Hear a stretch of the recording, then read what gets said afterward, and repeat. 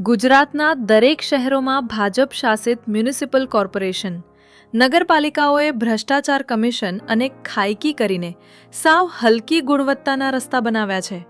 આજે દરેક શહેરમાં ખાડાવાળા, તૂટેલા અને સાંધાસૂંધી કરેલા રસ્તા છે. પૂરો ટેક્સ આપવા છતાં લોકોને સરખી પ્રાથમિક સુવિધા નથી મળતી. ગ્લોબલ લેવલના ઇન્ફ્રાસ્ટ્રક્ચરની વાતો કરતી સરકાર પ્રાથમિક કક્ષાના રસ્તા પણ નથી આપી શકતી.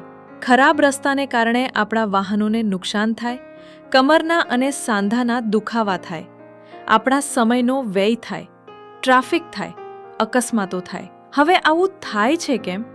તો ગુજરાતમાં કોઈ પણ શહેરમાં રસ્તા બને એટલે ત્યાંની ભાજપ શાસિત પાલિકાના મેયર, કોર્પોરેટર, શહેર પ્રમુખ, વોર્ડ પ્રમુખ, પ્રદેશના નેતાઓ, રાજ્ય સરકારના નેતાઓ, મંત્રીઓથી લઈને દિલ્હી સુધી કમિશનો જતા હોય છે.